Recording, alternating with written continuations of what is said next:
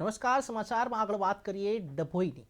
ડભોઈ નગરપાલિકાના પ્રમુખ ઉપપ્રમુખ તરીકેની 2.5 વર્ષની ટર્મ પૂરી થતાં આજે તાલુકા સેવા સદન સભાખંડમાં મદદનીશ કલેક્ટરની ઉપસ્થિતિમાં નવા પ્રમુખ ઉપપ્રમુખ માટેની ચૂંટણી યોજાઈ હતી, જેમાં ભાજપના પ્રમુખ તરીકે બિરેન શાહ, ઉપપ્રમુખ તરીકે મનોજ પટેલ ચૂંટાયેલા જાહેર કર્યા હતા, જ્યારે કે કારોબારી ચેરમેન તરીકે તેજલબેન સોની, દંડક તરીકે સૈયદ દાનિયલ મહેદી તથા પક્ષના નેતા તરીકે હર્ષાબેન ચૌહાણની વરણી કરવામાં આવી હતી.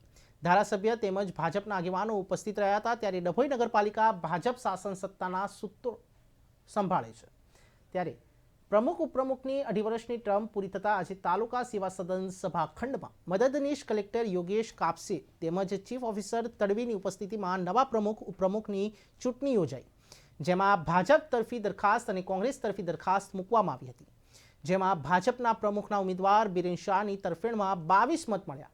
કોંગ્રેસ પક્ષના પ્રમુખના ઉમેદવાર સમડ શાહને 14 મત મળ્યા છે. ત્યારે તેવી જ રીતે ઉપપ્રમુખ માટે પણ ચૂંટણી યોજાઈ હતી. ભાજપના ઉમેદવાર મનોજ પટેલને 22 મત અને કોંગ્રેસ ઉમેદવાર પંજુલ સલાટને 14 મત મળ્યા હતા.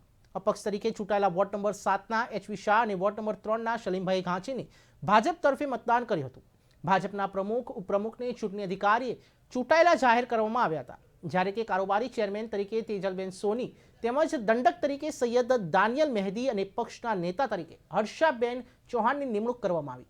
તમામને ધારાસભ્ય શૈલેષભાઈ મહેતા, જિલ્લા મહામંત્રી યોગેશ અધ્યારુ, જિલ્લા અધ્યક્ષ શિક્ષણ સમિતિના ચેરમેન અશ્વિની પટેલ, પ્રમુખ ડોક્ટર સંદીપ શાહ, જિલ્લા મહામંત્રી ડોક્ટર બીજે બ્રહ્મભટ્ટ, ગુજરાત પ્રદેશ કારોબારી સભ્ય શશિકાંત પટેલ વગેરે ભાજપના આગેવાનોએ ચૂંટાયેલા પ્રમુખ સહિત તમામને શુભેચ્છાઓ અને અભિનંદન પાઠવ્યા હતા.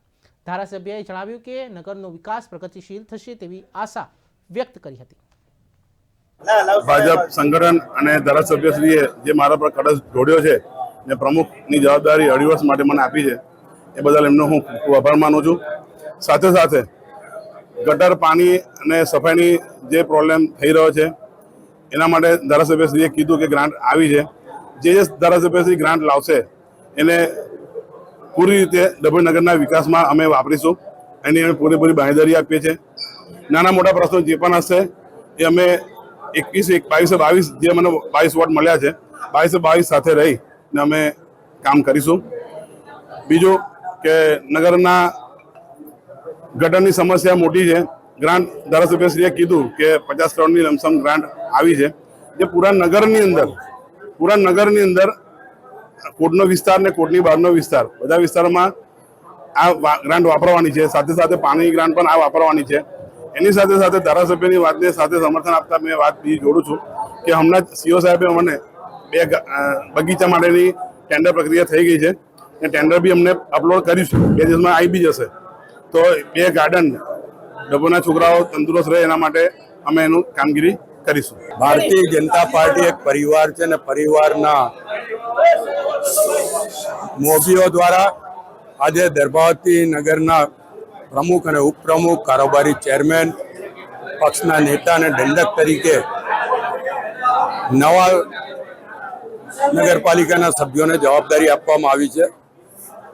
દર વખતે ભાજપ દ્વારા નવાને તૈયાર કરવા માટે એમને જવાબદારીઓ આપવામાં આવતી હોય, એટલે આજે પ્રમુખ તરીકે બિરેનભાઈ શાહ, ઉપપ્રમુખ તરીકે મનોજભાઈ પટેલ, કારોબારીના ચેરમેન તરીકે તેજલબેન સોની, પક્ષના નેતા તરીકે વર્ષાબેન ચૌહાણ અને દંડક તરીકે ડેનિયલ સૈયદની નિમણૂક ભારતીય જનતા પક્ષના પ્રદેશ કારોબારી દ્વારા કરવામાં આવી છે. હું એ તમામને અભિનંદન આપું છું.